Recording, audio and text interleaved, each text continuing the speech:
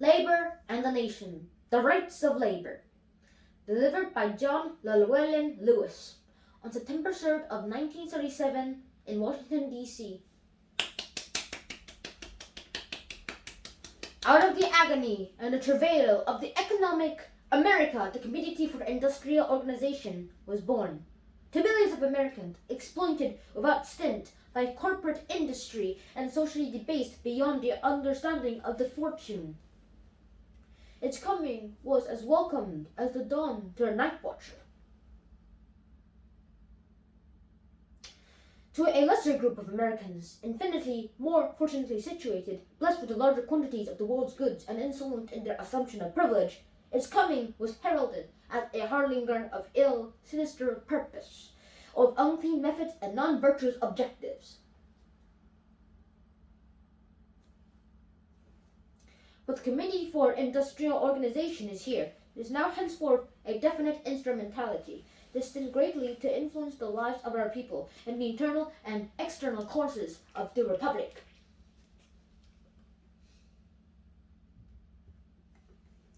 This is true only because the purposes and the objectives for the Committee for Industrial Organization find economical, social, political, and moral justifications in the hearts of the millions who are its members and millions who support it.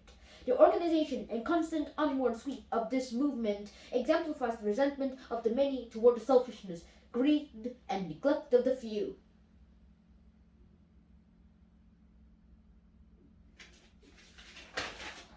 The workers of the nation were tired of waiting for the corporate industry to right their economic wrongs, to alleviate their social agony, and to grant them their political rights. Despairing of fair treatment, they resolved to do something for themselves.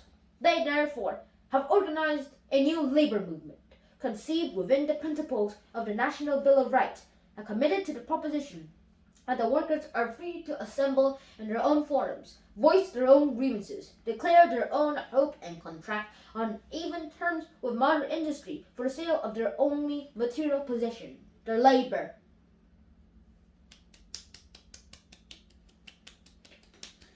The Committee for Industrial Organization has a numerical enrollment of 3,718,000 members. It has 32 affiliated national and international unions.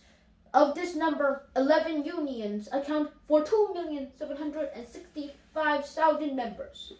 This group is organized in textile, auto, garment, lumber, rubber, electrical manufacturing, power, steel, coal, and transport industries. The remaining membership exists in the maritime, oil production and refining, shipbuilding, leather, chemical, retail, meat packing, vegetable canning, mellifluous mining, miscellaneous manufacturing, agricultural labor and service, and miscellaneous industries. Some 200,000 workers are organized in the 507 chartered local unions, not yet attached to a national industrial union.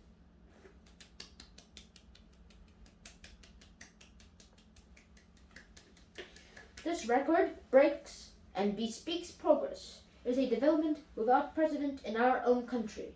Some of this work was accomplished with the enlightened cooperation of the tolerant acquiescence of employers who recognized that a new labor movement was being forged and who were not disposed in any event to flout the law of the land. On the other hand, much of this progress was made in the face of violent and deadly opposition, which reached its climax in the slaughter of workers paralleling the massacres of Luco and Homestead.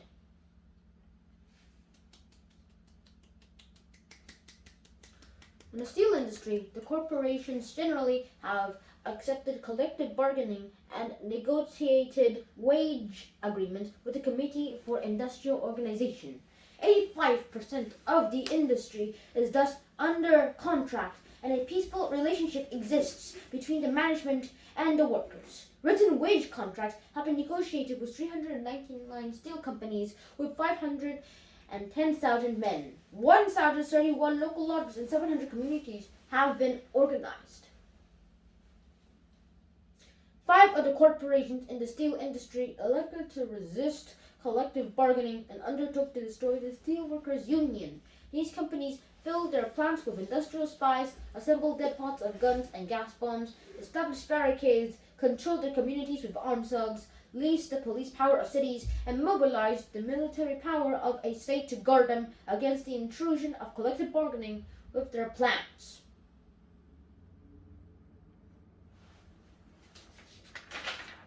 During this strike, 18 steel workers were either shot to death or had their brains clubbed by the police, or armed thugs in the pay of the steel companies. In Chicago, Major Kelly's police force was successful in killing 10 strikers before they could escape the fury of the police, shooting 8 of them in the back. 160 strikers were maimed and injured by police clubs, riot guns, and gas bombs, and were hospitalized. Hundreds of strikers were arrested, jailed, treated with brutality, while incarnated and harassed by the succeeding legislation. None but strikers were murdered, gassed, injured, jailed, or maltreated. No one has to die except the workers who are standing for the right guaranteed them by Congress and written in the law.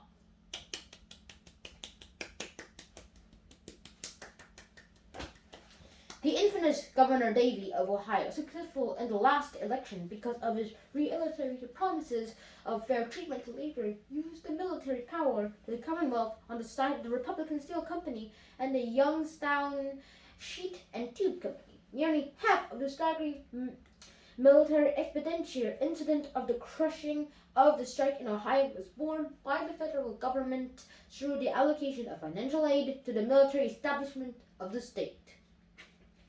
The steel workers have now buried their dead, while the widows keep and watch their orphan children become objects of public charity. The murder of these unarmed men has never been publicly rebuked by any authoritative officer of the state or federal government. Some of them, in extenuation, plead lack of justification, but murder is a crime against the moral code can always be rebuked without regard to the necessities of the legalistic jurisdiction by those who profess to be the keepers of the public conscience. Shortly after Kelly's police force in Chicago had indulged in their bloody orgy, Kelly came to Washington looking for political patronage. The patronage was forthcoming, and Kelly must believe that the killing of strikers is no liability in partisan politics.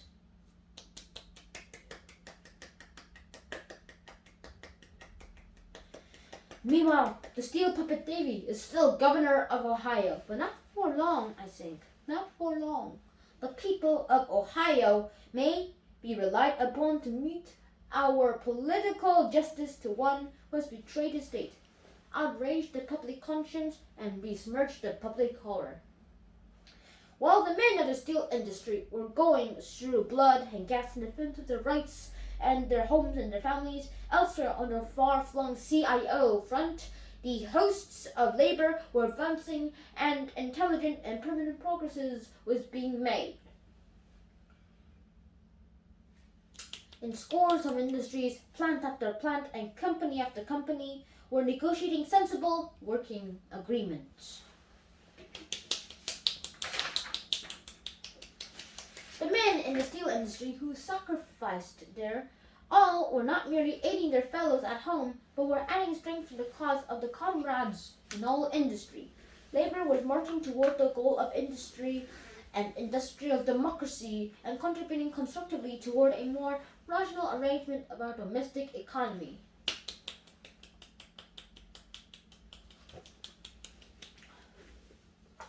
Labor does not see industrial strife.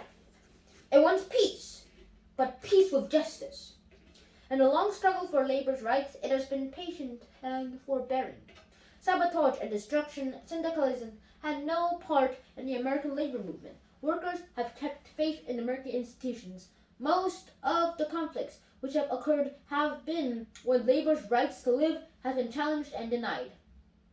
If there is to be peace in our industrial life, let the employer recognize his obligation to his employees, at least to the degree set forth in the existing statutes. Ordinary problems affecting wages, hours, and working conditions in most instances will quickly respond to negotiation in the council room. The United States Chamber of Commerce, National Association of Manufacturers, and similar groups representing industry and financial interests are rendering a disservice to the American people in their attempts to frustrate the organization of labor and in their refusal to accept collective bargaining as one of our economic institutions.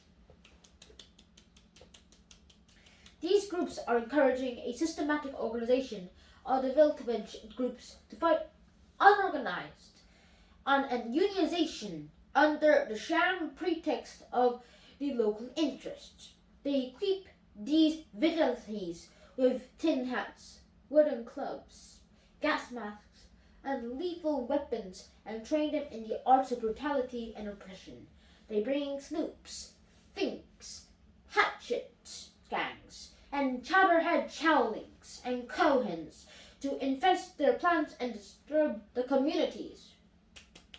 Fascist organizations have been launched and financed under the shabby pretext that the CIO movement is communistic.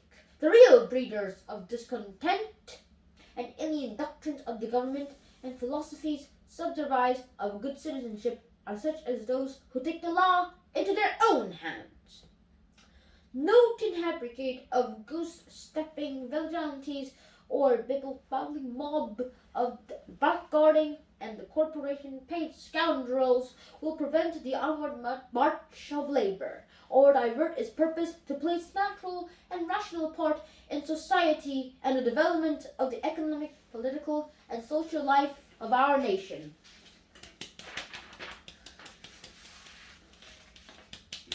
Unionization, as opposed to communism, presupposes the relation of employment.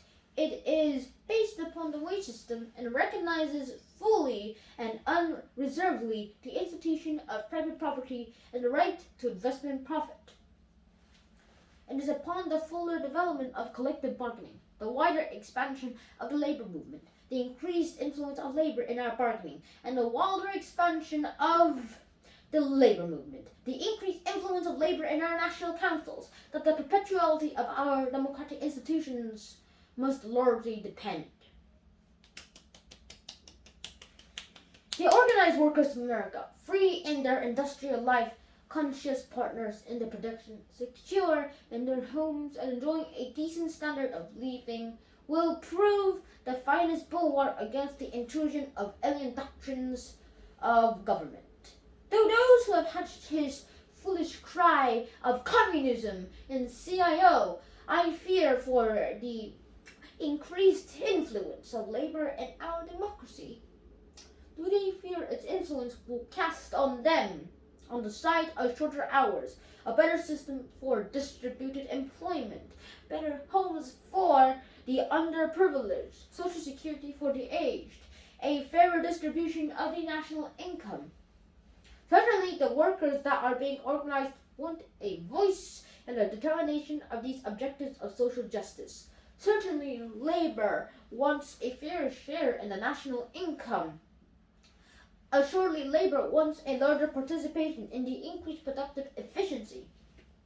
Obviously, the population is entitled to participate in the fruits of the genius of our men of achievement in the field of the material sciences.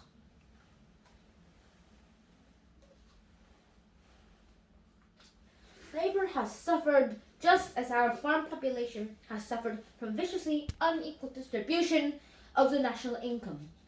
And the exploration and exploitation of both classes of workers has been the source of panic and depression. And upon the economic welfare of both rests the best assurance of a sound and permanent prosperity.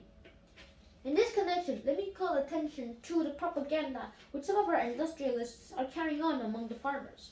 By pamphlets in the milk counts or attached to machinery, and in countless other ways of direct or indirect approach, the farmers of the nation are being told that the increased price of farm machinery and farm supplies is due to the rising wage level brought about by the Committee for the Industrial Organization.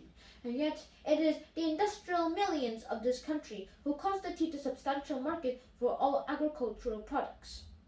The interests of the two groups are mutually dependent. It is when the payroll goes down that the farmer's realization is diminished. so that his loans becomes overdue at the bank and the arrival of the tax collector is awaited with fear. On the other hand, there is the prosperity of the farmer that quickens the tempo of manufacturing activities and brings buying power to the millions of urban and industrial workers.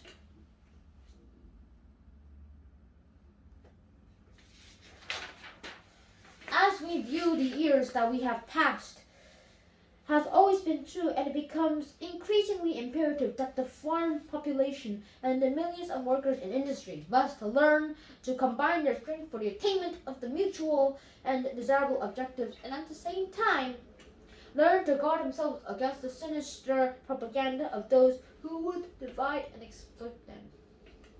Under the banner of the Committee for Industrial Organization, American labor is on the march. Its objectives today are those as it had in the beginning: to strive for a unionization of our unorganized millions of workers and for the acceptance of the collective bargaining as a recognized American institution. It seeks peace with the industrial world. It seeks cooperation and mutuality of efforts with the agricultural population. It could avoid strikes. It would have its rights determined under the law by the peaceful negotiations and the correct relationships that are supposed to characterize American commercial life. Until an aroused public opinion demands that employers accept that rule, labor has no recourse but to surrender its rights or struggle for their realization with its own economic power. The objectives of this movement are not political in any particular sense, yet it is true that the political party which seeks the support of labor and makes pledges of good faith to labor must, in equity and good conscience, keep that faith and redeem those pledges.